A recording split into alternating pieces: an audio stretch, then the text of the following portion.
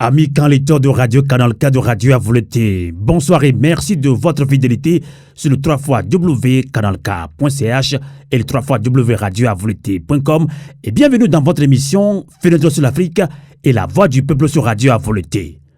Le 7 mars dernier, l'opinion publique apprend avec stupéfaction la disparition de Ferdinand Ité, directeur de publication du journal L'Alternative. L'alerte de la disparition avait été lancée via les réseaux sociaux par un de ses proches collaborateurs en la personne d'Isidore Kouanou. En effet, le dimanche 5 mars, au matin, Ferdinand Ité a reçu une convocation à se présenter au SCRIC le même jour à 15h. D'après l'alerte, le journaliste d'investigation Ferdinand Ité serait sorti de sa maison le dimanche 5 mars à 9h pour aller faire une course et ne serait plus revenu. A-t-il été enlevé? Par qui et pour quelles raisons?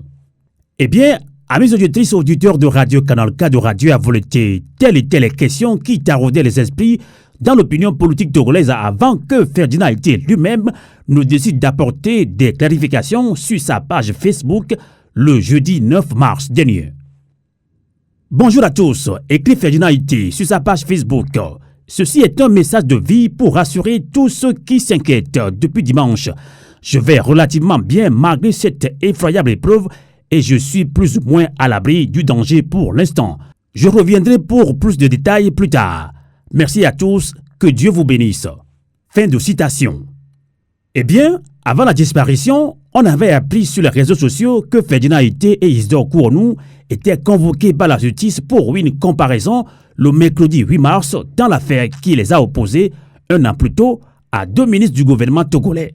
En effet, suite à des propos tenus dans l'émission en ligne, l'autre journal animé par Isidore Kouanou, le ministre de la Justice, Pius Agbetome, et son homologue du commerce, Kodjo Adedje, ont porté plainte pour diffamation contre Feu Joël Ega et Ferdinand Ité. Il faut rappeler qu'après quelques jours de prison, les deux journalistes incarcérés avaient bénéficié le 31 décembre 2021 d'une libération provisoire, mais le juge avait mis sous contrôle judiciaire Feu Joël Ega, Ferdinand Ité et Isidore Kouanou. Décédé subitement en mars 2022, Joël Ega ne pourra malheureusement pas répondre à la convocation du juge. Et nous profitons de l'occasion encore une fois pour rendre un vibrant hommage à Joël Ega. Y a-t-il un rapport entre cette convocation du juge et le choix de Ferdinand Ité de se mettre à l'abri selon ses propres termes? Pourquoi le SCRIC voulait-il entendre coûte que coûte Ferdinand Ité le dimanche 5 mars dernier? De quelle épreuve effroyable Ferdinand Ité fait-il référence dans le message sur sa page Facebook? Quelle est la nature du danger qui a contraint Ferdinand Ité à choisir de se mettre à l'abri? Est-ce un départ en exil pour le journaliste d'investigation? Pourquoi, contrairement à ses habitudes, Ferdinand Ité a-t-il choisi de ne pas répondre à la convocation du juge? Eh bien voilà quelques questions auxquelles nos invités tenteront de répondre dans ce débat citoyen de ce samedi 11 mars 2023. Merci de votre fidélité sur le 3xwcanalk.ch et sur radioavouleté.com. Radio Avouleté, la voix de la résistance du peuple togolais. 3xwcanalk.ch, 3xwradioavouleté.com. Débat citoyen, de quelle épreuve effroyable Ferdinand Ité fait-il référence dans le message sur sa page Facebook? Quelle est la nature du danger qui a contraint le journal d'investigation à choisir de se mettre à l'abri? Est-ce un départ en exil pour le journal d'investigation? Pourquoi, contrairement à ses habitudes, Ferdinand Ité a-t-il choisi de ne pas répondre à la convocation du juge? Eh bien, nous lançons le débat citoyen de ce soir avec nos invités qui sont déjà en ligne. Maître Kwandi Adjaré, bonsoir. Bonsoir Amos, je salue les auditrices et les auditeurs de la radio Avouleté, la radio Canal K. Merci de nous accompagner en ligne depuis la région parisienne. Maître Raphaël Kwandi Adjaré est ancien président de la LTDH, Ligue togolaise des droits de l'homme. Il est également défenseur des droits de l'homme et également est membre de Kodi Togo, coalition de la diaspora togolaise pour l'alternance et la démocratie. On accueille toujours en France, justement si je ne me trompe pas, Elliot Kodjo Mabli. Bonsoir. Bonsoir Sylvain, bonsoir aux éditeurs. Maître Raphaël, bonjour. Merci de nous accompagner également. Elliot Kodjo Mabli est conseiller municipal à l'INSEE dans la commune AV2, justement au Togo. On accueille à Liège en Belgique Coco Philippe Amedodji. Bonsoir. Bonsoir Sylvain, je salue celles et ceux qui, de par le monde, suivent actuellement l'émission Canal K à vous l'été. Coco Philippe Amédodi n'est plus à présenter la diaspora togolaise. Il est en Belgique, DTB, donc il est également un de ceux qui ont initié ce projet, jeclique.com, jeclique.com qui soutient les journalistes au Togo. Alors justement, il s'agit de notre confrère Ferdinand Ité. Après l'angoisse d'un enlèvement crapuleux, Ferdinand Ité, journaliste d'investigation, et son avocat ont finalement rassuré l'opinion publique sur le choix du journaliste de se mettre volontairement à l'abri du danger. Plusieurs versions circulent actuellement sur les réseaux sociaux sur les circonstances de la fuite de Ferdinand Ité. Alors, Maître Raphaël Kmandi Adjaré, comment démêler le vrai du faux? Merci beaucoup Amos. Merci beaucoup Amos. J'avoue que c'est un cas qui hante l'esprit de tous les Togolais, de tous défenseurs des droits de l'homme et de tous ceux qui connaissent Ferdinand Ité en tant que directeur de publication du journal L'Alternative et du journal en ligne. Je crois que il est l'initiateur de l'autre journal qui est un journal en ligne.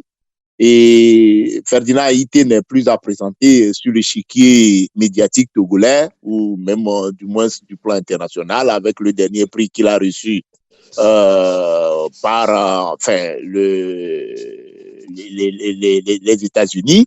Donc, je pense que rien n'est à mettre de nouveau, mais de toutes les manières, étant donné que lorsque on se sent menacé, et il faut se mettre à l'abri. Mais c'est seulement quand on dit que Ferdinand Ité a choisi de se mettre volontairement à l'abri, je voudrais vraiment qu'on essaye de voir un peu le mot volontaire parce que nul ne peut volontairement quitter son pays dans des circonstances pareilles. Je parle des circonstances dans lesquelles Ferdinand Ité a décidé de quitter le Togo.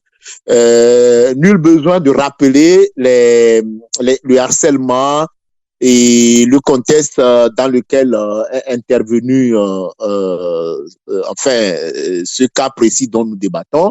Et nous savons que Ferdinand Ité est journaliste d'investigation. Il est le directeur de publication, je ne cesserai de le répéter, du journal L'Alternative. Et nous savons un peu la liberté de presse au Togo. Nous savons comment les journalistes qui sont fouineux contre le régime font l'objet de harcèlement, font l'objet de convocations intempestives par le SCRIC, qui est le centre de recherche et d'investigation criminelle ancien RSSRI, alors que cet organe en réalité n'est concerné en rien aux actes du milieu médiatique. Eh bien, c'est cet organe ou bien c'est cette institution, je dirais même militaire, qui désormais se charge de convoquer les journalistes. Donc, nous savons le harcèlement judiciaire et policier dont font l'objet les journalistes. Et je crois que si nous voulons partir d'un cas récent, nous partirons du cas de Petrolgate, où Ferdinand Ité, le directeur de publication du journal L'Alternative, a lancé l'alerte comme quoi il y a un détournement d'un montant de 500 milliards des deniers publics togolais. Et ce à quoi nous avons assisté, c'est que cet organe a été attrait à la justice et la justice togolaise l'a condamné et le procès est actuellement pendant devant les juridictions togolaises. Ce procès n'est pas encore fini quand, je crois, en décembre 2022, si ma mémoire non, en décembre 2021, si ma mémoire est bonne, une plainte a été déposée et par deux ministres, le ministre de la Justice, garde des Sceaux, M. Pius Agbetomé, et le ministre Adedje, qui est le ministre du Commerce, et comme quoi le directeur de publication de l'Alternative, M. Ferdinand Ité, a tenu des propos diffamatoires à leur encontre. Et je n'oublie pas, entre-temps, la plainte qui a été déposée à la HAC qui a conduit à la suspension de l'alternative, et c'est-à-dire la plainte déposée par le ministre Monsieur Kofi, j'oublie un peu le nom de ce député, mais Tcholenyanou, voilà, l'ancien notaire Maître Tcholenyanou, et qui a conduit effectivement à la suspension du journal Alternative. Et voilà, tout récemment, je crois que le clic, c'est que Ferdinand Haïté donc a décidé de se rendre à Cotonou. Il a été interpellé à la frontière parce que on demandait à Ferdinand Haïté de se constituer prisonnier, ce qui tombe des nues parce qu'il n'est pas dirigé contre Ferdinand Haïté un procès d'assises ou un procès criminel. Donc, il y avait une audience mercredi, mais Ferdinand Haïté est libre de ses mouvements. Il devait se rendre à Cotonou, on l'interpelle à la frontière, on l'amène au SCRIC. Et puis après, on lui amène une convocation à 11h le dimanche pour comparaître le soir à 15h. Et j'avoue quand même que ça tombe un peu ça sort de l'ordinaire. Tout à fait. Et je crois que c'est du harcèlement.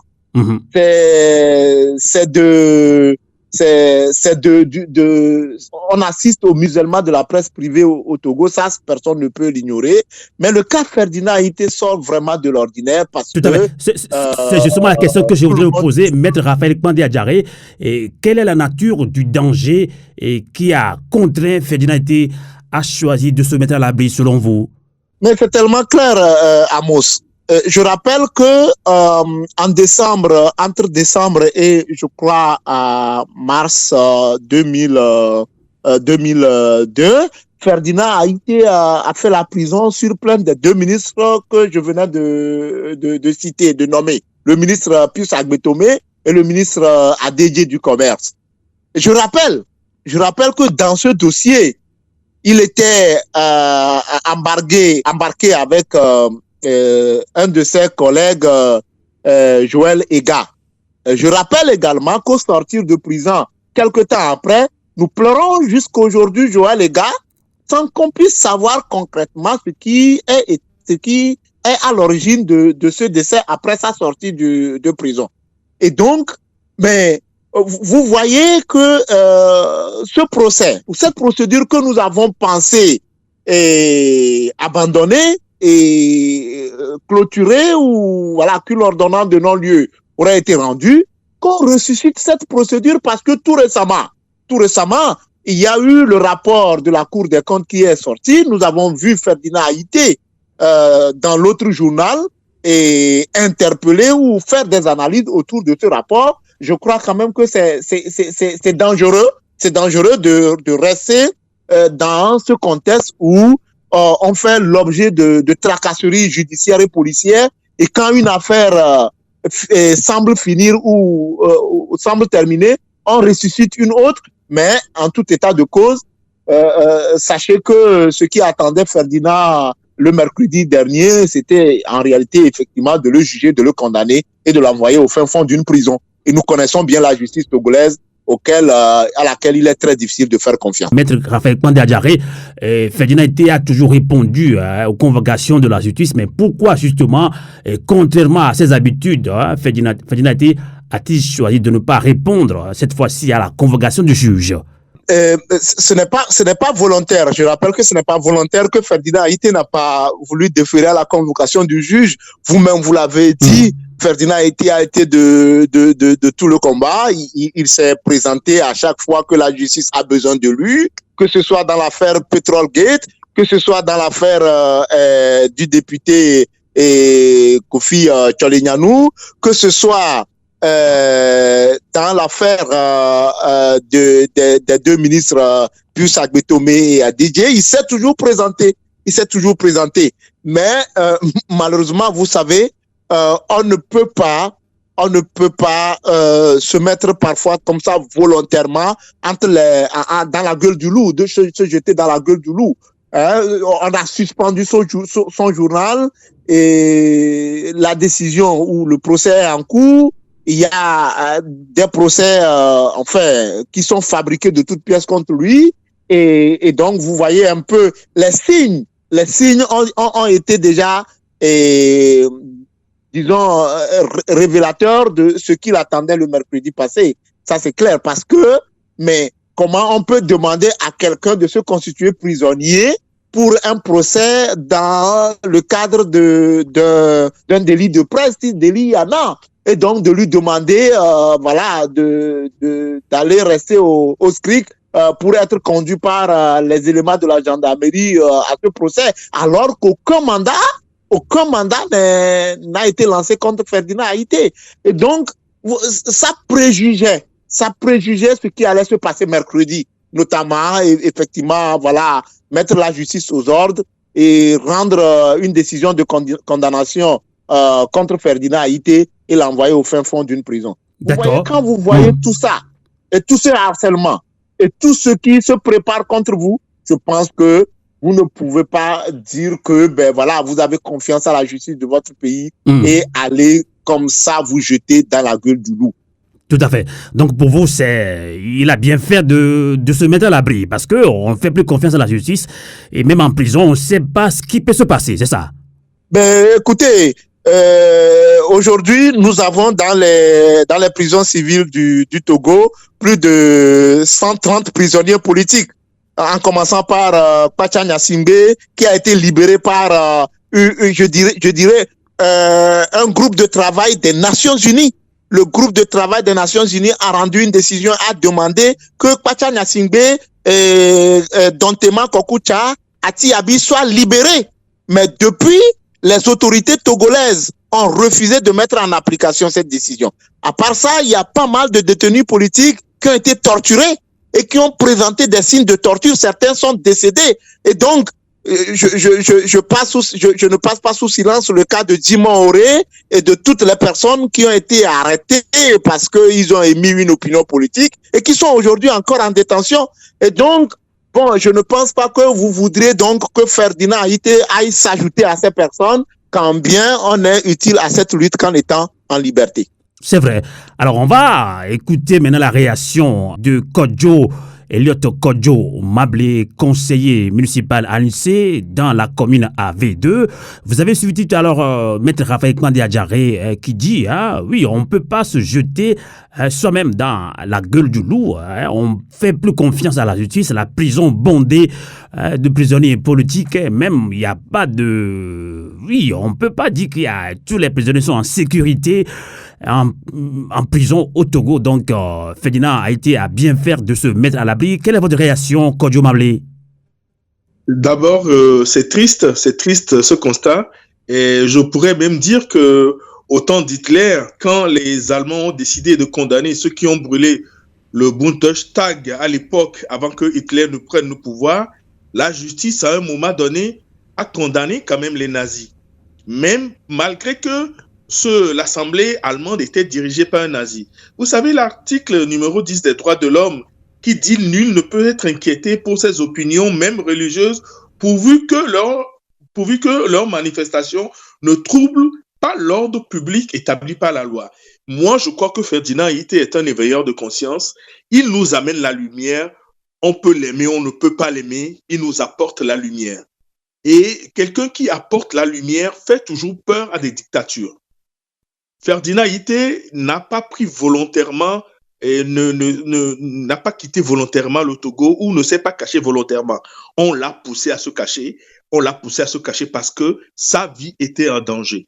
Et si des messieurs comme Ferdinand commencent à avoir peur pour leur vie, parce que c'est un monsieur que je connais. Elliot Kodjo Mablé, vous l'avez dit, on l'a poussé. Je vais vous taquiner un petit peu. Qui, selon vous, l'a poussé à se mettre à l'abri? Mais Amos, c'est quelle question vous me posez ça? Qui l'a poussé à se mettre à l'abri? Vous voulez que Ferdinand aille se faire tirer dans la rue, aille se constituer en prisonnier, aille rejoindre les Djimon Oré, les gardes du Tigre qui sont en prison là-bas? La justice est aux autres à Lomé. S'il y avait une justice à Lomé, je pense que Ferdinand a assez fait l'expérience de la justice pour savoir que cette justice est aux ordres. Il a toujours répondu aux convocations de la justice. Mais cette fois-ci, sûrement, il y a quelque chose qui ne va pas. Bien sûr, s'il a décidé de se mettre à l'abri, on dit se mettre à l'abri. Moi, je dis toujours, on l'a poussé à se mettre à l'abri, mais c'est parce que sa vie est en danger. si des gars qui sont devant la lumière comme Ferdinand se mettent à l'abri, imaginez ceux qui ne sont dans l'ombre. Imaginez ce que vit le peuple togolais. C'est vraiment triste. C'est vraiment triste. Kodjo, je ne me battrai plus pour un État démocratique, mais moi, je me battrai pour un État de droit minimum au Togo. C'est triste. Voilà. En tout cas, Elias Kodjo Mablé, même le député Abbas Kabo a qualifié d'harcèlement judiciaire la nouvelle convocation de Ferdinand Ité et ses amis dans l'affaire qui les a opposés aux deux ministres du gouvernement togolais. Alors, cette convocation de la justice est-elle une pression déguisée pour contraindre le journaliste au silence sur les dossiers brûlants de l'actualité au Togo, selon vous? Non, moi, je pense que Ferdinand ne se taira pas. Le connaissant, je pense qu'il ne se taira pas. Quoi qu'il fasse, là où il est, il fera toujours des investigations et nous sortira des dossiers, nous amènera à la lumière. Qu'il le veuille ou pas, un jour, ce Togo changera. Qu'il le veuille ou pas, les gens auront la lumière et se lèveront un jour pour un État de droit. Voilà ce que j'ai à dire. D'accord. Eh bien, avant de continuer cette émission, avant de relancer, encore une fois, Maître Raphaël Kandadjaré, nous allons écouter la réaction du professeur David Dossé, premier porte-parole du Front citoyen Togo Debout. Il n'est pas disponible aujourd'hui pour participer à cette émission, mais il nous a envoyé sa réaction en audio que je vous laisse écouter. Radio à vous l'été, la voix de la résistance du peuple togolais. Bonsoir Amos, bonsoir à tous. Effectivement, depuis plusieurs jours, nous sommes sans nouvelles de Ferdinand Ité et cette situation est très préoccupante. Ferdinand est une voix critique, une voix bien connue sur l'échiquier des médias et de la politique au Togo, et sa disparition inquiète en raison surtout des circonstances, puisque plusieurs sources affirment qu'il a été l'objet d'une traque en règle par des éléments des forces de sécurité, et ça c'était le samedi 4 décembre, et sa disparition est intervenue le lendemain, le dimanche 5 décembre.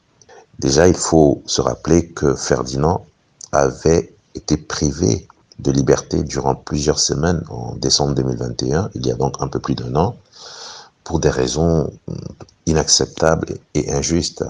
Pourquoi est-ce que la justice revient encore sur Ferdinand? Pourquoi est-ce que la justice donne le sentiment de s'acharner sur lui à ce point? Et vous vous souvenez que quelques mois avant son arrestation, le président de la Cour suprême avait fait une sortie publique et présenté un tableau très sombre de la justice au Togo. Et si vous le permettez, je vais rappeler quelques-uns de ses propos. Il disait, je cite, « L'effroi, le doute et le discrédit sont les trois éléments qui dépeignent la justice actuellement au Togo. Le juge participe à l'insécurité judiciaire au Togo. » Fin de citation. Et bien sûr, ces propos ne peuvent pas nous rassurer aujourd'hui quand on imagine que c'est cette même justice qui est aux trousses de Ferdinand. Le Front citoyen Togo Debout et Tournons la page, en tout cas, ont sorti un communiqué pour apporter toute leur sympathie, tout leur soutien à Ferdinand dans cette nouvelle épreuve. Et ces organisations n'ont pas manqué de réagir et d'exprimer leur inquiétude quant à l'atmosphère de peur que le pouvoir fait régner sur le Togo. Je crois que dans un contexte où le terrorisme cherche à étendre ses tentacules sur le pays, il faut plutôt rassurer les Togolais par des actes et des propos appropriés. Parce que, tout le monde le sait, un pays qui est miné par les dissensions ne peut pas réussir la lutte contre le djihadisme. Cette union sacrée qu'on appelle de tous nos voeux, il est impossible de la construire dans une telle atmosphère aussi délétère. Pour finir, je dirais tout simplement, ou je rappellerai que le Front citoyen Togo Debout et Tournons la page, on appelle au pouvoir togolais afin qu'il mette fin au harcèlement judiciaire. Il faut mettre fin au harcèlement judiciaire. Il faut cesser d'instrumentaliser la justice togolaise pour priver de liberté les Togolais qui veulent plus de démocratie et de dignité, c'est tout. Et il faut mettre cette fois-ci cette justice au service du droit et de la lutte contre la corruption. Merci donc de m'avoir tendu le micro et tous nos voeux de pleine santé et de liberté. à notre frère Ferdinand Haïté. Radio à vous l'été, l'esprit patriotique. Et bien voilà, le Front citoyen Togo Debout et tournons la page également et condamne le Front citoyen Togo Debout demande alors au chef de l'État, Fagne Gnassingbe, de tout faire pour que cela n'arrive plus. Un stop aux harcèlements des journalistes au Togo. Alors, Maître Raphaël Kwandida, tantôt je le disais que le député Abbas Kaboa a qualifié d'harcèlement judiciaire la nouvelle convocation de Ferdinand Haïté et ses amis dans l'affaire qui les a opposés aux deux ministres du gouvernement. D'ailleurs, je pense qu'en début de l'émission, vous l'avez cité d'ailleurs. Alors, cette convocation de la justice est-elle une pression déguisée pour contraindre le journaliste au silence sur les dossiers brûlants, sur la réalité au Togo? Quand Dieu Mamblé pense que non, Ferdinand Haïté, même ayant fui entre guillemets le Togo, ne va jamais se taire. De toutes les manières, autre endroit, autre lutte, je sais que tel que je connais Ferdinand, c'est un monsieur convaincu. C'est des gens, si Ferdinand devait changer d'opinion depuis ou devait se taire, je crois qu'il le ferait depuis. Donc, pour ça, je n'ai aucun doute. Et les jours qui vont suivre nous édifieront beaucoup plus. Mais ce que je voudrais rappeler, par rapport au procès qui devrait se passer, qui devrait se dérouler le mercredi 8 mars 2023. Je rappelle que Ferdinand Haïté a eu une citation à comparaître. Et c'est comme ça se passe. Il a eu une citation à comparaître, comme quoi il y a un procès contre lui le mercredi 8 mars. Cela voudrait dire tout simplement que, voilà, il a la citation à comparaître. Mais d'où vient que, en dehors de cette citation à comparaître le mercredi, pour une affaire d'ailleurs qui, pour nous, était finie, comme l'a dit Maître Padé, mon confrère, l'avocat de Ferdinand.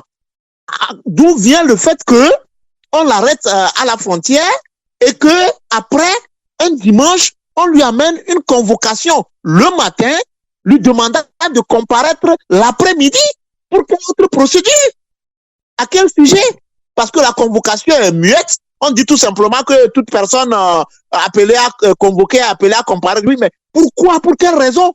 Alors que Ferdinand a déjà reçu une citation à comparaître pour le mercredi 8 mars. Comment dans une semaine et en l'espace de 3 jours seulement, on peut mettre un citoyen dans un état d'harcèlement et d'harcèlement policier et judiciaire? C'est incompréhensible. Donc, vous voyez tout ça, lorsqu'on est en face de faits pareils, alors que nous savons de quoi est capable notre justice. Je rappelle, et je tiens toujours à le rappeler, que Ferdinand Haïté a fait déjà la prison en décembre 2021 et que la personne avec laquelle il a fait la prison, son collègue Joël Ega, quelque temps après, est décédé. Et jusqu'à présent, je ne sais pas si vous et moi, on connaît vraiment les circonstances ou bien qu'est-ce qui s'est vraiment passé, mais vous pensez qu'un citoyen, quel que soit son courage, je dirais même quelle que soit sa témérité, va une seconde fois se jeter dans la gueule du loup alors qu'il y a des cas qui sont sous ses yeux? Non, je pense quand même que si Dieu nous a donné la force et la force de réfléchir, je crois que c'est en cela que nous sommes différents des animaux. Je pense quand même que c'est bien que quand vous échappez pour une première fois d'une situation, vous rendez grâce à Dieu, mais la prochaine fois, ne vous laissez pas faire. Et je crois que, ceci étant, il a pu donc se mettre à l'abri, comme on le dit. Mais Ferdinand Haïté n'a pas quitté volontairement le Togo. On l'a contraint. S'il faut qu'on le dise, on l'a contraint. Je voudrais juste ajouter que si Ferdinand Haïté devait quitter le Togo, il devait le faire depuis. Même dans les années de la pure dictature, Ferdinand Haïté devait quitter Lomé depuis. Et c'est pas maintenant qu'il devrait le faire. D'accord.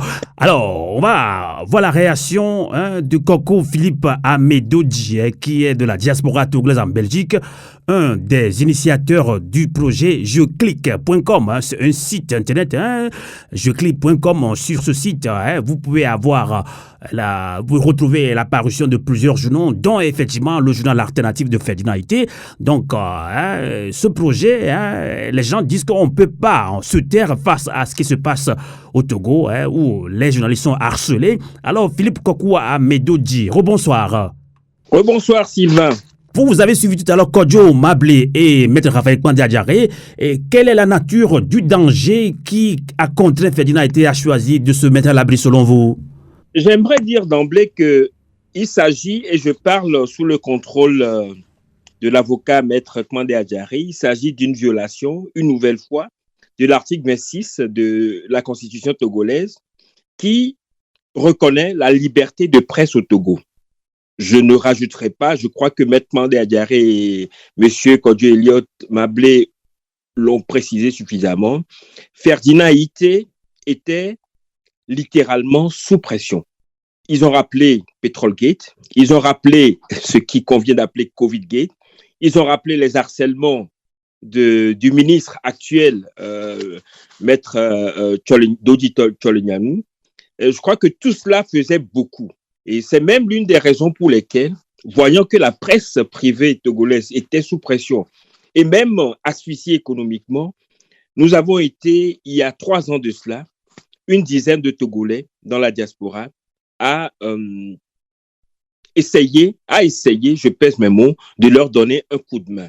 C'est-à-dire, nous reconnaissons dans ce travail d'investigation, ce travail de diffusion d'informations, nous reconnaissons une œuvre d'utilité publique.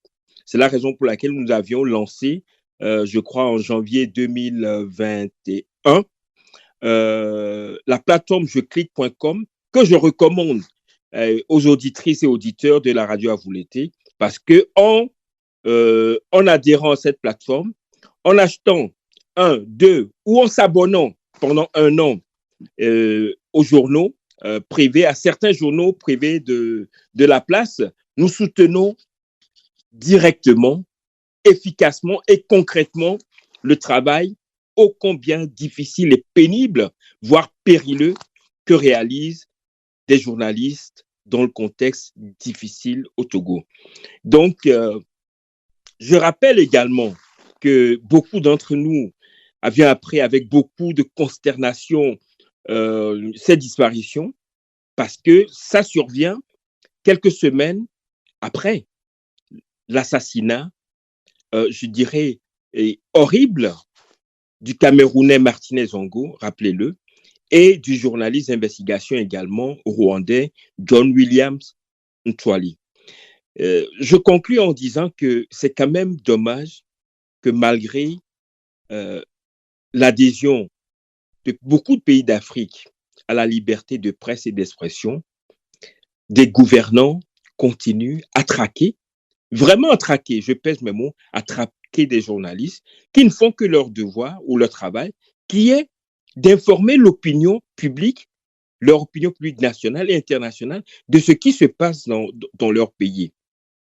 Donc, c'est vraiment déplorable qu'on ait contraint, que le régime, les gouvernants togolais, aient contraint Ferdinand Aïté, un des plus talentueux journalistes d'investigation au Togo, les contraint à l'exil. Mais comme M. Elliott Mablé l'a dit tout à l'heure, connaissons la combativité de Ferdinand, même en exil, ou en tout cas en dehors du Togo, il continuera à travailler pour la conviction qu'il a toujours portée, c'est-à-dire faire éclore la vérité et dénoncer l'injustice d'où qu'elle vienne.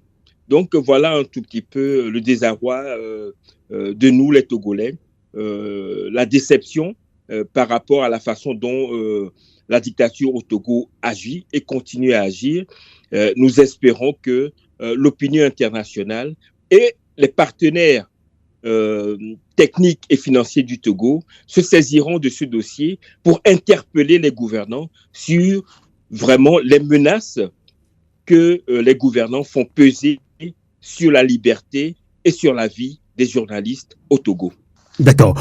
Avant de continuer cette émission, bien sûr, débat citoyen, nous allons écouter une réaction de Komlan Kougli, qui est secrétaire général de Motra, Mouvement pour la libération totale et la reconstruction de l'Afrique. Il a aussi réagi, il a condamné ce qui se passe actuellement avec Ferdinand Aïté. Nous l'écoutons et on revient dans quelques minutes. La voix du peuple. Tout d'abord, j'aimerais exprimer notre ferme condamnation concernant la persécution et le harcèlement incessant dont a été victime Ferdinand Haïté.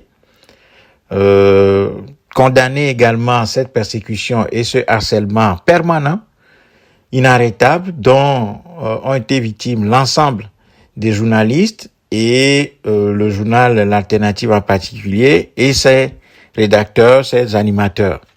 Et donc aujourd'hui, ces persécutions et ces harcèlements sont quasiment arrivés à leur fin, c'est-à-dire faire chasser du pays Ferdinand Haïté qui a échappé à la prison ou à une mort certaine, comme l'a connu Joël Ega, qui vient de fêter dans la tombe son anniversaire, l'anniversaire de son incarcération. Donc, je pense que il faut d'abord s'insurger contre cet harcèlement et cette persécution. Ferdinand Haïté, connu pour le tranchant de ses analyses, il fait partie des journalistes qui font du bon boulot dans ce pays, mais comme nous l'avons toujours dit, la liberté de presse et la liberté d'opinion ne peuvent pas être une réalité dans une tyrannie héréditaire de type colonial. Et comme la nature du régime togolais, c'est une tyrannie héréditaire de type colonial, eh bien ce régime peut tolérer la liberté de presse jusqu'à un certain point, mais une fois que les limites sont dépassées, eh bien ce régime réagit. Et c'est ce qui s'est passé avec Ferdinand Haïté. Donc il faut être lucide, condamnation ferme de ce qui se passe, de ce qui s'est passé, le harcèlement dont sont victimes des journalistes dans ce pays, l'assassinat d'un certain nombre de journalistes, la persécution permanente. Et une fois qu'on a dit ça, regarder la situation froidement et dire que tant que ce régime restera vivant au Togo, eh bien, ce que Ferdinand vient de vivre sera toujours le lot du quotidien des Togolais. Donc, la liberté de presse est incompatible avec ce type de régime. Donc, aujourd'hui, nous sommes tous témoins de ce que Ferdinand Haïté et sa rédaction vivent.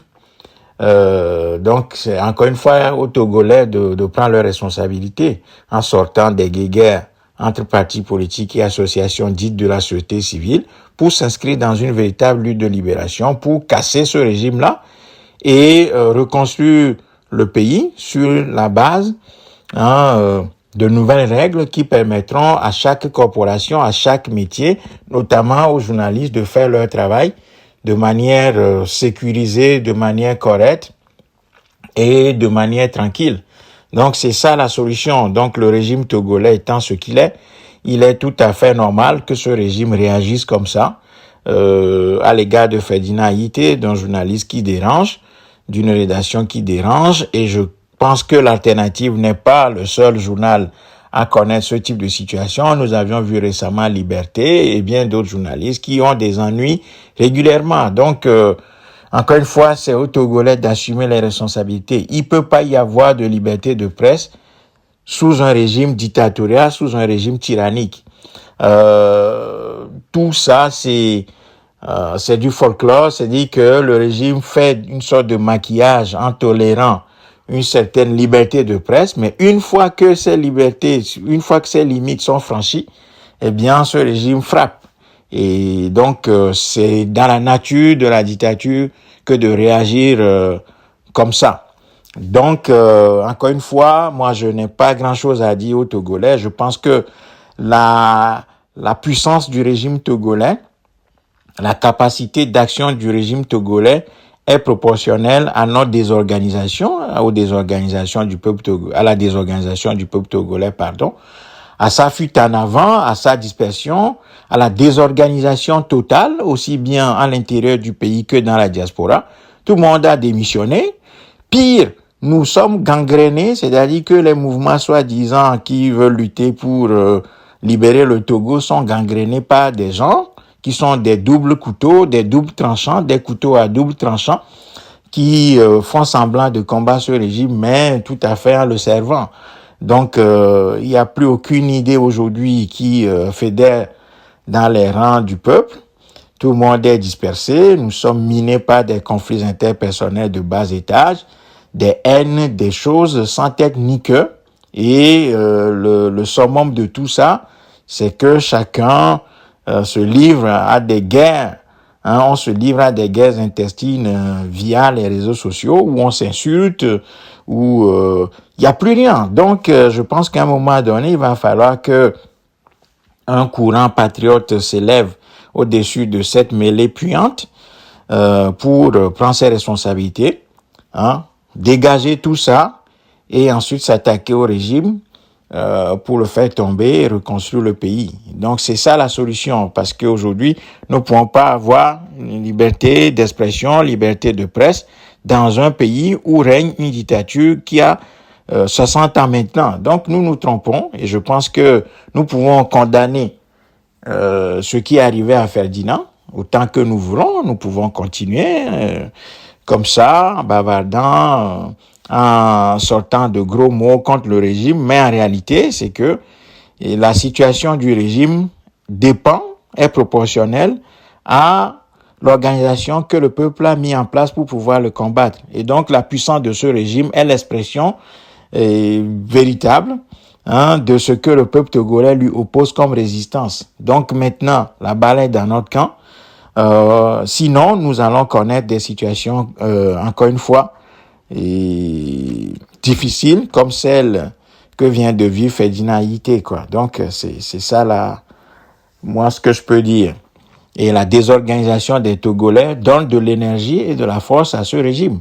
Si nous voulons que tout ceci cesse, eh bien, il va falloir retrousser nos manches, travailler, redevenir sérieux, discipliné autour d'un leadership véritable, capable de pouvoir conduire un véritable mouvement de libération du Togo, ce que le Moltra a toujours appelé un tsunami populaire. Mais quand on voit le désordre et le bordel qu'il y a dans nos rangs, eh bien, on peut dire que nous avons du boulot à accomplir. Radio à vous l'été, la voix de la résistance du peuple togolais. Eh bien voilà, Maître Raphaël Kouandé-Adjaré, il y a beaucoup de réactions que nous avons reçues au niveau de Canal K de Radio à vous l'été, mais on ne peut pas tous les passer dans cette émission, bien dans ce débat citoyen d'aujourd'hui. Alors, que devons-nous faire face à cette situation? Oui, il y a déjà ces harcèlements qui pèsent sur les journalistes au Togo. Coco Philippe Amedou l'a relevé tout à l'heure. Alors, nous sommes au niveau de la diaspora. Comment nous pouvons soutenir ces journalistes, notamment Ferdinand Haïté, selon vous, Maître Raphaël Kouandé-Adjaré? Merci beaucoup. Je crois que d'abord, qu'est-ce que nous devons faire? Moi, je pense que vous allez nous donner après un dernier, la parole pour conclure l'émission. Mais je voudrais quand même que tous les Togolais sachent que ce qui se passe au Togo est très dangereux.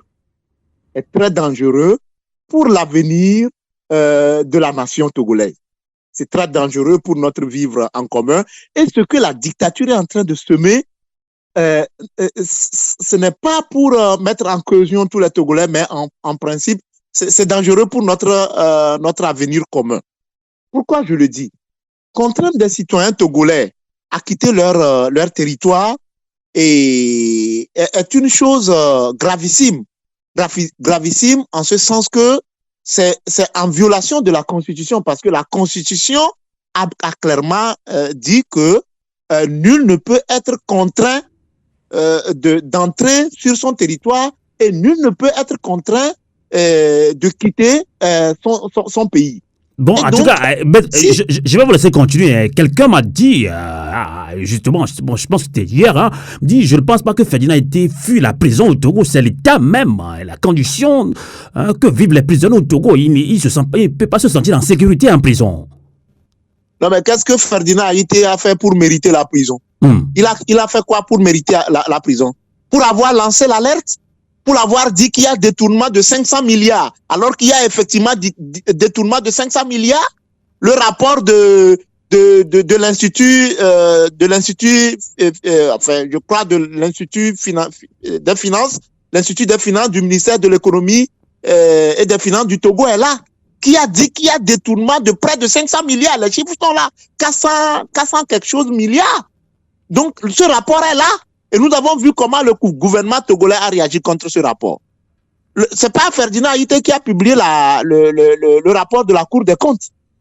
Ce rapport est également là. Donc, c'est au lieu de poursuivre ceux qui sont trempés, pieds à la tête, dans le détournement des deniers publics, on poursuit le lanceur d'alerte. Qu'est-ce que Ferdinand Haïté a fait pour mériter la prison? Et donc, pour moi, je pense que ce qui se passe au Togo, les Togolais doivent savoir que c'est grave. Et pour cela, pour moi, j'interpelle la société civile à laquelle j'appartiens et les partis politiques de l'opposition.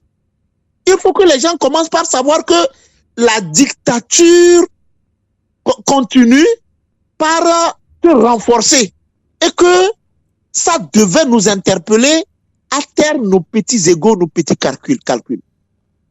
C'est ça. Et donc, nous devons savoir que contre cette dictature, aucun sacrifice n'est trop grand. Contre cette dictature qui continue par se renforcer jour et jour, après l'élection présidentielle du 22 février 2020, vous avez vu comment tous les espaces de liberté sont mis sous éteignoir, sont restreints, et on donne prétexte de l'existence du virus du Covid, ben, plus personne ne peut manifester. Aujourd'hui, on annonce les élections régionales, les élections législatives, mais les partis politiques ne peuvent pas avoir accès à certains endroits du pays, tout simplement parce que c'est comme ça, le régime il a décidé que c'est comme ça et que ça devait être comme ça. Donc ce qui se passe doit nous interpeller. Maintenant, quant à ce qui arrive aujourd'hui à Ferdinand, nul n'est à l'abri, et bien mais je crois quand même que moralement, nous devons être solidaires à l'endroit de ce combattant de lutte qui a éclairé, qui est un veilleur de confiance, comme l'a dit monsieur Mablé, Elliot, et qui effectivement a informé les Togolais au péril de sa vie, je dis bien au péril de sa vie, sur des questions d'enjeu national, parce que n'eût été Ferdinand Haïté qui aurait su que cette affaire de Petrol Gate, des affaires qui impliquent les Adjakli, qui aurait su qu'il y a cette affaire? Personne n'aurait su que plus de 500 milliards de deniers publics togolais ont été engloutis par une famille. Personne n'aurait su ça. Et donc, c'est un travail d'utilité publique. Dans certains pays, les journalistes qui font un travail pareil sont adulés par le pouvoir, sont même auréolés des prix, sont même, pourquoi pas, ils bénéficient du soutien. Mais contrairement à ce qui se passe sous d'autres cieux, chez nous, lorsque vous faites ce travail qui est qualifié même d'utilité publique, on ne fait que vous harceler, on cherche à vous mettre sous éteignoir, et si on n'arrive pas à fermer votre bouche, c'est au fin fond d'une prison où vous contraignent à quitter le territoire du Togo. Et c'est dommage. Et donc je crois que en cela, nous sommes tous interpellés, et les Togolais, et les partis politiques de l'opposition, et les organisations de la société civile, pour dire que, attention, ce que cette dictature est en train de faire, ce n'est pas contre Ferdinand seul, ce n'est pas contre X seul, mais bon, ça peut arriver à tout un chacun dès lors que vous avez une opinion dissidente contre ce qui se passe en place. En tout cas, à qui le tour pourrait-on dire, puisqu'il y a encore des journalistes au Togo, devons nous dire qu'on met la pression sur ces journalistes, taisez-vous, bien coupez-nous la langue si vous ne voulez plus que l'on parle. Alors, Elliot Kodjo Mablé, vous êtes conseiller à l'INSEE dans la commune AV2 au Togo. Vous avez écouté tout à l'heure Maître Raphaël Pandé Adjaré que oui, ce qui se passe, ce n'est pas contre Ferdinand, mais c'est contre, si on peut dire, contre le peuple togolais. Nous devons nous réveiller, nous devons nous réorganiser, mais à chaque fois, on subit, on réagit, on s'indigne, et puis ça s'arrête là. Que proposez-vous concrètement face à cette situation, Elliot Kodjo Mablé? Écoutez, moi, je pense que il faudrait remobiliser les gens. Il faudrait amener la lumière aux gens. Et vous savez, le cas de Ferdinand, c'est un cas qui doit nous interpeller parce que il y a beaucoup de réfugiés politiques, économiques au Togo, et les gens qui quittent, quand vous voyez les enfants qui prennent le bateau, qui vont à Dakar, prendre le bateau pour l'Europe, tout ça là, c'est ce que Ferdinand dénonce par ses investigations qui poussent nos enfants, nos frères à partir en aventure. Et je crois qu'il est temps que le Togolais se ressaisisse Il est temps qu'on se lève, qu'on parle et qu'il y ait des actions qui suivent. Parce que s'indigner, c'est bien, c'est le début, mais il faudrait quand même contraindre ce gouvernement à respecter les droits de l'homme. Parce que c'est le fondamental pour un état de droit, c'est le fondamental pour le vivre ensemble. On ne peut pas être dans une maison et la personne le plus costaud décide de qui doit respirer, qui doit pisser, qui doit manger. Non, ce n'est pas bon. Si le Togo est une république, comme ceux qui nous gouvernent le prétendent vraiment, qu'ils fassent profil bas, qu'ils acceptent les critiques, qu'ils laissent les journalistes travailler parce que en apportant la lumière aux gens, Ferdinand ne fait pas que critiquer le gouvernement. Ferdinand critique aussi l'opposition. Ferdinand, tiens, la dernière fois, il a parlé de l'occupation comment on appelle, des trottoirs et ce que ça doit apporter pour la République si tout était bien fait. Mais voilà, c'est dommage, c'est dommage. Donc, vous appelez également à la mobilisation générale. Nous sommes de la diaspora actuellement. On n'est plus écouté par la diaspora également. Mais oui, la diaspora aussi, elle est divisée. Hein. Il y a trop de divergences d'idées, ce qui fait qu'on n'arrive pas à se mobiliser. Alors, justement, donc, Philippe Amidodji, vous êtes de la diaspora DTB en Belgique. Que comptez-vous faire concrètement? Je sais que vous faites beaucoup d'actions. Vous avez déjà initié jeclique.com pour soutenir les journalistes au Togo. Mais voilà, Ferdinand est contraint à l'exil. Hein. Il faut qu'on parle sans langue de bois. Il est contraint à l'exil. On l'a forcé. Il veut pas quitter ce pays. Il aime bien l'Afrique, mais on l'a contraint. Il peut pas se jeter dans la gueule du loup. C'est ce que vient de dire Maître Raphaël Kandé-Adjaré. Doit-on toujours continuer à s'indigner que c'est s'indigner? Comment est-ce que nous devons le soutenir? Comment est-ce que nous devons revoir cette mobilisation au niveau de la diaspora d'abord? Coco Philippe Amidodji. Je suis d'accord avec mon compatriote Elliot Mabli qui disait qu'il faudrait reprendre le chemin de la mobilisation. D'ailleurs, la DTB, Diaspora Togolaise de Belgique, dont je suis l'un des acteurs, avons pris des dispositions depuis mardi dernier pour signaler le cas d'harcèlement à l'endroit de Ferdinand Haïté et nous attendons des retours. Je ne dévoilerai pas ici, je n'irai pas plus loin dans les détails des actions que nous avons prises et qui pourraient porter fruit.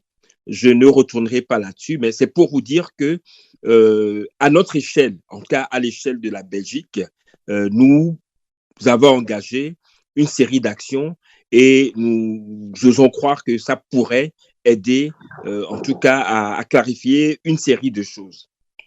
Vous savez, Maître Kandé-Adjaré le disait tout à l'heure, nous nous retrouvons dans un pays surréaliste, où ce sont les victimes, ou ceux qui dénoncent les crimes économiques qui sont traqués.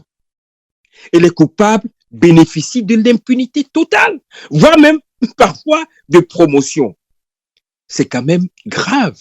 Sylvain, savez-vous, vous l'avez dit la fois dernière, en organisant une émission sur le dernier détournement, en tout cas la dernière crise en date. Les Togolais, alors qu'ils subissaient de plein fouet les conséquences de la pandémie au Covid-19, les Togolais se sont retrouvés avec un gouvernement qui a dépensé 40% des fonds mobilisés contre le Covid, ils l'ont dépensé en violation des accords de prêt et en violation des règles des finances publiques au Togo. Et ça, on veut interdire à Ferdinand Haïté ou aux autres journalistes d'en parler.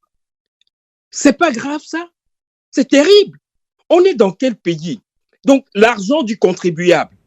Je rappelle que les fonds qui ont été mobilisés pour combattre le Covid, à 75% sont des prêts que tous les Togolais et leurs enfants vont payer dans les mois, dans les années à venir. Et ça, on veut que les Togolais ne disent rien, se contentent des déclarations du gouvernement. Et qu'est-ce qui explique qu'est-ce qui explique selon vous surtout ce silence des Togolais, hein? Je parle des Togolais qui sont au Togo, je dis, hein, la diaspora n'en parle même pas. Qu'est-ce qui explique ce silence-là? C'est que des répressions, on a peur des répressions policières, bien. Comme on le dit souvent, on est fatigué de la lutte. L'opposition nous a fait ça, on est fatigué, c'est ça qui explique. Puisque beaucoup de Togolais connaissent bien Ferdinand Ité, hein. Ils sont bien informés. Ils aiment bien aussi. Ils aiment bien. Les Togolais aiment bien quand même Ferdinand Ité. Et Sylvain, je vais vous dire, il y a deux choses, et je termine par là. Votre interlocuteur, votre invité, en la personne de l'honorable député Jerry Tama, disait la fois dernière que le problème au Togo, c'est que même à Lomé, il n'y a que 15 à 20% des gens qui sont au courant des crimes, ou en tout cas de la mauvaise gouvernance au Togo. Plus on monte à l'intérieur du pays, moins les gens sont au courant, sont informés. D'où l'utilité que l'information passe. Mais comme le régime, la dictature au Togo, surfe sur l'ignorance des gens par rapport à ce que nos gouvernants font des deniers publics, on peut dire, j'allais dire que c'est logique que le gouvernement coupe la tête à tous les journalistes d'investigation qui font correctement leur travail. C'est ça le problème. Moi, je dis, le problème, le manque de réaction, le manque ou la faiblesse de mobilisation des populations vient essentiellement du fait que le régime empêche l'information sur la mauvaise gouvernance de circuler au Togo. Donc, le problème reste intact. Donc, la lutte doit commencer, ou en tout cas, doit s'articuler les jours et semaines à venir sur la diffusion des informations. Donc, il faudrait que les personnes à l'intérieur du pays soient au courant de comment les gouvernants gèrent les deniers publics au Togo, les crimes politiques et les crimes économiques qui sont commis par ce régime, les crimes sociaux qui sont commis par ce régime. À partir de là, les populations pourront réagir convenablement lors des prochaines consultations électorales pour sanctionner ce régime-là ou bien pour trouver des voies et moyens pour réaliser l'alternance politique au sommet de l'État. C'est de ça qu'il s'agit. Donc, tant que le régime, en violation de l'article et des articles 25 et 26 de notre Constitution, empêchera les gens d'avoir des opinions et de les diffuser sur la façon dont le pays est géré, nous subirons toujours cette forme de dictature du silence. Il faudrait que cette dictature soit brisée d'abord pour que nous puissions évoluer. La mobilisation générale doit continuer dès maintenant. Alors, Maître Raphaël Kouanda-Diaré, au niveau de la Belgique, nos confrères, ou bien nos compatriotes plutôt, j'allais dire, veulent commencer déjà cette mobilisation. On s'indigne, on subit. Maintenant, le journaliste Ferdinand Ité est contraint à l'exil. Il faut qu'on le dise sans langue de bois, il est contraint à l'exil. Que devons-nous faire concrètement?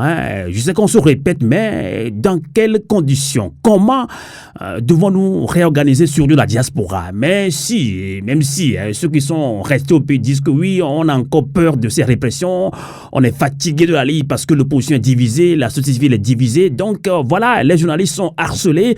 Maintenant, le cas de Ferdinand Ité fait peur aussi. Est-ce que d'autres journalistes vont subir la même chose? Maître Raphaël Kouanda-Diaré. Amos, merci. Je crois que je vais dans le sens de Monsieur Amedoudji, Kokou Philippe, qui a parlé effectivement de la remobilisation. Et face à la recrudescence et au renforcement de la dictature, nous ne devons pas nous indigner. Nous ne devons pas nous indigner. Et je crois que notre indignation et notre désunion ne feront que renforcer la dictature. Et il faut nous mobiliser.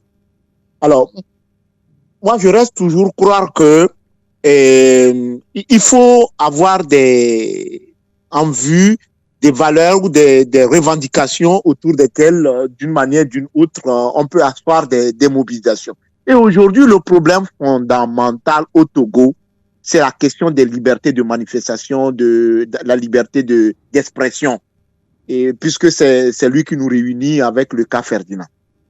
Moi, je crois que il faut asseoir cette mobilisation autour de 2 ou 3 revendications fondamentales.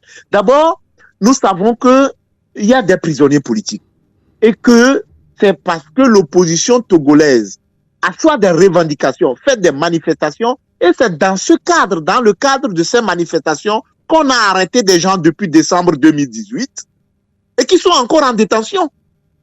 C'est des gens qui ont été arrêtés dans le cadre des manifestations de la C14 et du Parti national panafricain et qui sont encore en détention, certains décédés, d'autres torturés, malades, qui sont encore en détention.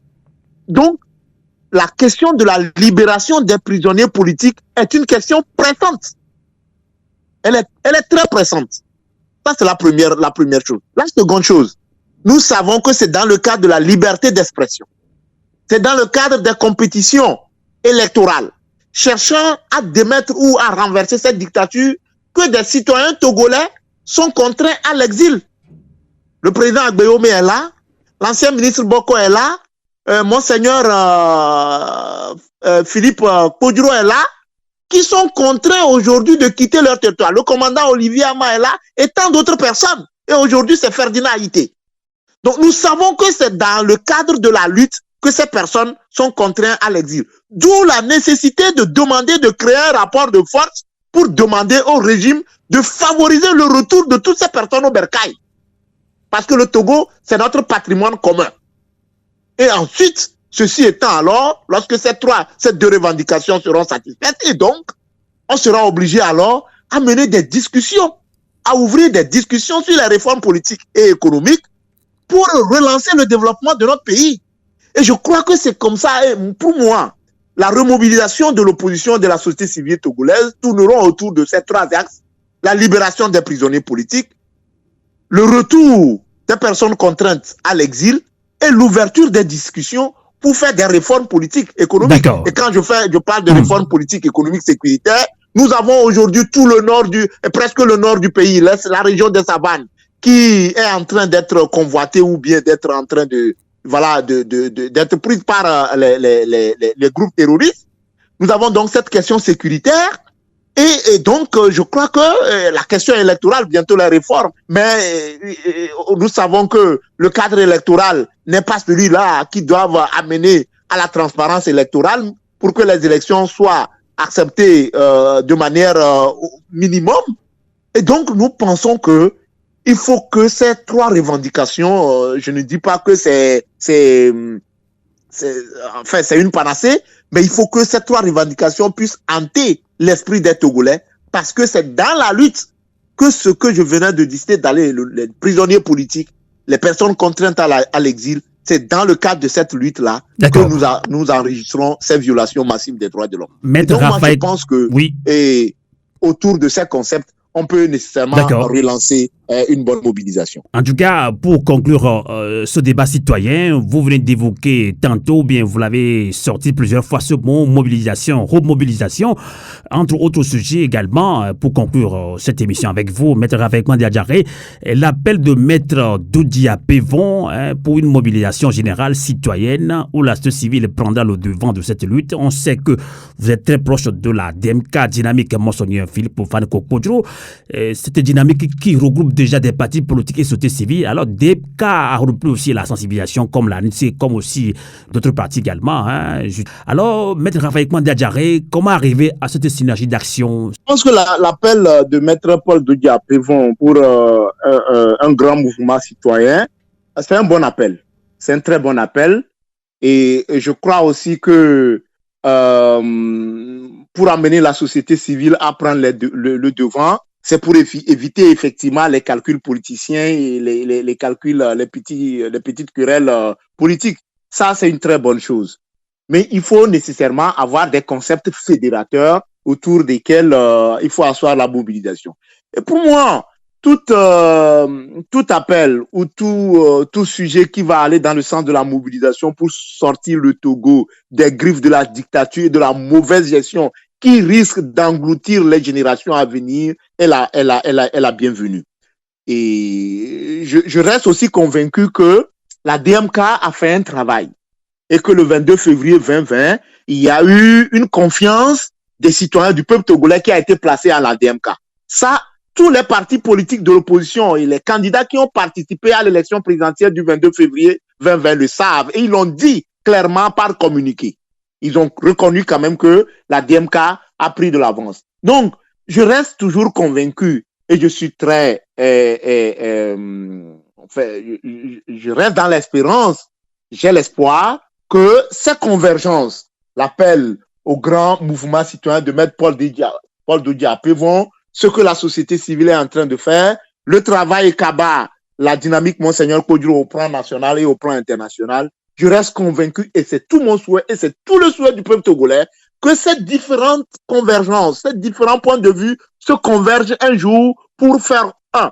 Et je crois que c'est en cela que nous arriverons à créer un rapport de force qui nous amènera à asseoir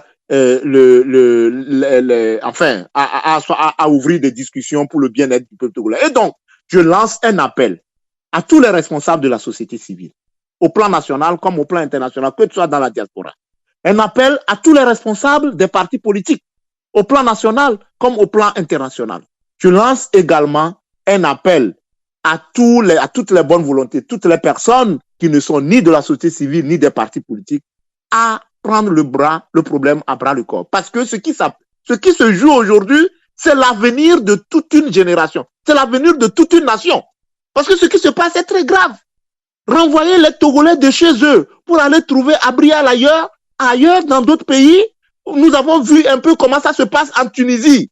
Nous avons vu comment ça se passe aux États-Unis où vraiment c'est la difficulté, c'est toute la difficulté. Et donc, il faut que le Togo reprenne les rails du développement et de la démocratie. Et ce serait pour le bien de tous les Togolais. Enfin, si vous voulez que je conclue cette émission, je voudrais interpeller les missions diplomatiques et consulaires accréditées au Togo par rapport au cas précis de Ferdinand Haïté. Je ne peux pas savoir que ces missions diplomatiques et consulaires accréditées dans notre pays voient des droits de l'homme être violés constamment, la liberté de presse. On nous dit que nous devons signer des accords. Il y a des partenaires qui nous apportent de l'aide.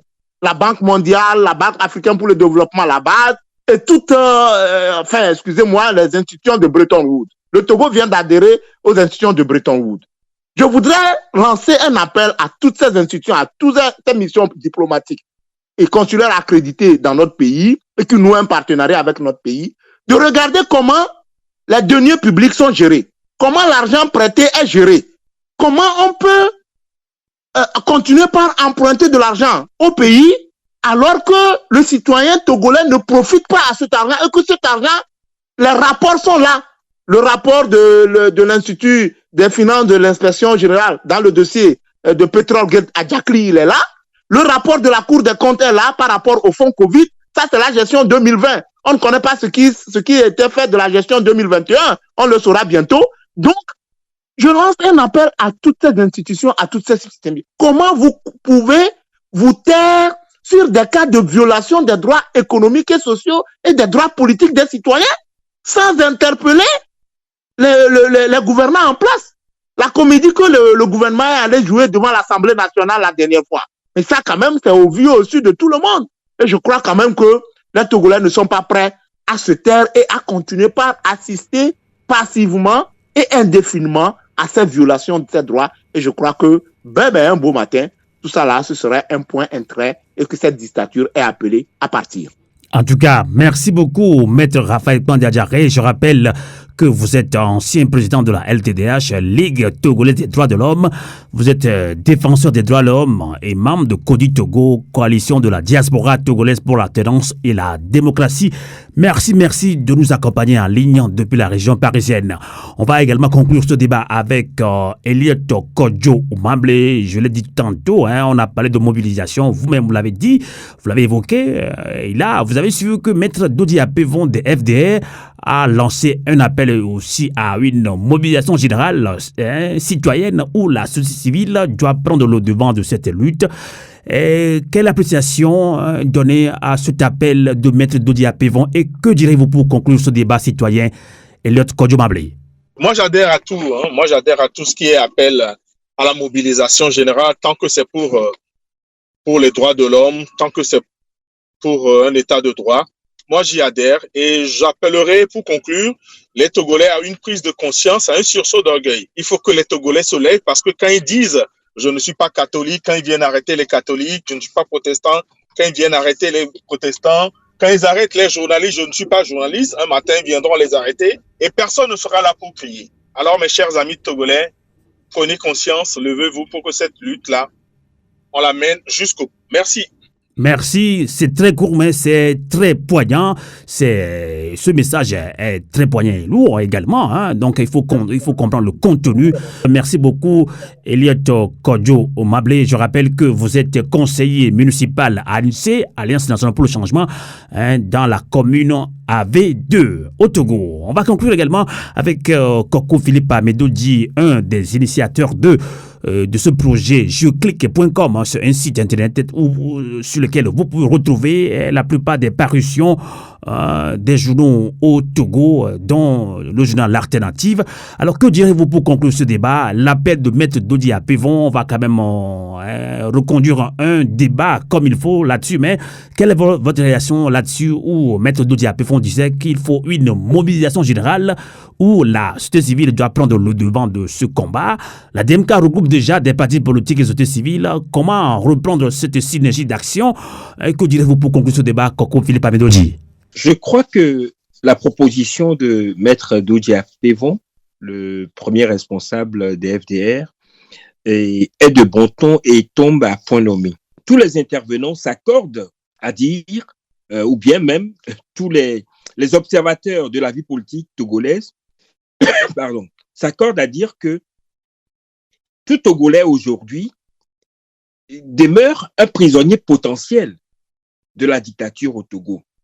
C'est-à-dire que la dictature au Togo refuse toute critique. En tout cas, toute critique de la gestion publique est dorénavant un délit, considéré comme un délit, et passible de poursuites judiciaires, d'emprisonnement, voire où la personne qui craint pour sa liberté est obligée ou en tout cas est contraint à l'exil, ce qui est gravissime.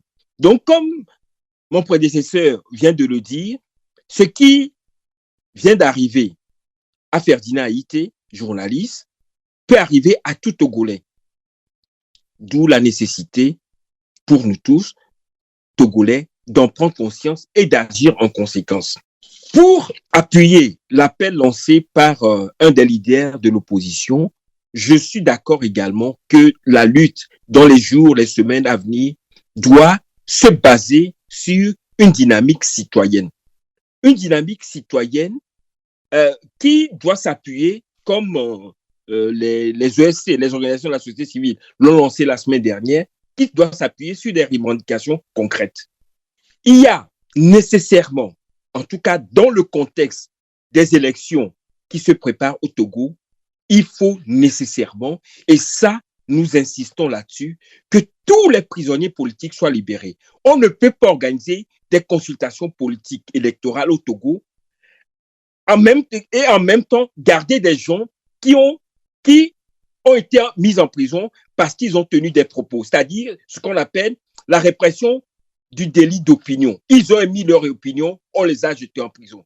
Quelle garantie avons-nous que pendant la campagne électorale que le gouvernement togolais s'apprête à ouvrir, il ne va pas encore couper les têtes parce que les gens se sont prononcés sur la mauvaise gestion du gouvernement et seront encore jetés en prison. Donc, c'est une question de bon sens. Et Maître Mandadjaré disait tout à l'heure, il faut que l'opinion internationale entende et fasse tout ce qui est de son pouvoir pour faire revenir à la raison, pour faire entendre raison aux gouvernants togolais. Vous ne pouvez pas mettre en prison des gens qui ont exprimé leur opinion sur la base de la Constitution et en même temps lancer encore une campagne pour dire aux gens, vous pouvez exprimer vos opinions, comme ça vous allez encore les arrêter dans 2 ou 3 mois. Ça, c'est une exigence que la dynamique citoyenne qui se met en place doit réclamer et obtenir très très rapidement. Deuxième chose, et c'est la conséquence de la première, ceux qui ont refusé la prison ont dû prendre le chemin de l'exil. Il faut qu'ils rentrent, tous. Je ne cite pas des noms, Dieu sait qu'ils sont nombreux. OK? Il faut que des mesures soient prises pour garantir le retour des exilés politiques. Tous les exilés politiques au Togo doivent pouvoir rentrer au Togo parce que le Togo est une propriété commune de tous les Togolais. Troisièmement, et c'est très important, c'est par rapport aux crimes économiques. Et la dernière en date, c'est la Cour des comptes, une des institutions de notre Constitution qui l'a révélé. Il faut absolument que Faure Gnassingbé, le premier des Togolais, prenne des mesures pour montrer que les révélations, les manques, les révélations de la Cour des comptes en ce qui concerne les manquements dans la gestion des fonds publics ont été entendues et que des corrections ont été prises. Des sanctions doivent être prises et garantir que dans les jours ou mois à venir, s'il y a encore des fonds qui sont mobilisés, ils ne seront plus détournés ou en tout cas utilisés en violation des règles qui régissent la gestion publique au Togo. Et en dernier, il faut absolument, avant d'aller aux prochaines élections, que des réformes institutionnelles soient faites pour garantir la liberté des urnes. Nous savons les raisons pour lesquelles beaucoup de Togolais, c'est chaque fois au lendemain des élections que des chasses aux sorciers sont lancées aux Togolais. Est-ce que nous voulons encore, dans 6 mois, dans 1 an, déplorer encore des fuites en exil parce que les élections ont été truquées, les trucages ont été dénoncés et que le régime, pour faire taire les opposants, ou en tout cas ceux qui sont victimes de ces trucages, les chasse à l'extérieur? Donc, il faut que, au minimum, ces revendications trouvent des réponses appropriées dans les jours, dans les mois à venir. Nous en appelons à la mobilisation des Togolais d'abord et nous demandons l'appui de la communauté dite internationale pour montrer que le problème togolais a une réponse. La réponse, c'est de faire ramener les gouvernants à la raison. Ce qui se passe au Togo actuellement choque la raison. Ça n'a aucun sens de vouloir imposer toujours aux Togolais une démocratie et dictatoriale, j'allais dire. On organise des élections, on empêche la vérité de s'exprimer, on réprime, puis 5 ans après, 4 ans après, on recommence. À quoi cela rime? Je rappelle, en terminant, que ce que ça coûte aux contribuables togolais de participer à ces genres d'élections truquées, ça aurait pu construire quelques hôpitaux au Togo. Si le régime en place, c'est que de toutes les façons, les élections qu'il organise, c'est pour les truquer, mais qu'on reste dans un état monarchique et qui conserve le pouvoir, mais que l'argent consacré, ou en tout cas gaspillé dans des farces électorales, soit consacré à la construction des hôpitaux et des écoles au Togo. Merci. Merci à vous également, Koko Philippa Medoudi, d'avoir participé à ce débat citoyen. D'ailleurs, on va revenir très prochainement sur un autre débat citoyen pour revoir cette mobilisation, puisque à chaque action, bien à chaque événement, on réagit, on s'indigne, on subit. On ne s'organise pas comme il faut. Et vous l'avez dit tout à l'heure, il faut qu'on s'organise de nouveau. Il faut relancer cette mobilisation. Donc, diaspora togolaise, remobilisons-nous, s'il faut qu'on le dise comme il faut. Ainsi prend fin cette émission. Merci de l'avoir suivi sur le www.canalk.ch et sur Radio à Volonté. Continuez avec nous en toute résistance sur le www.radioavolonté.com. Bonsoir et bon week-end.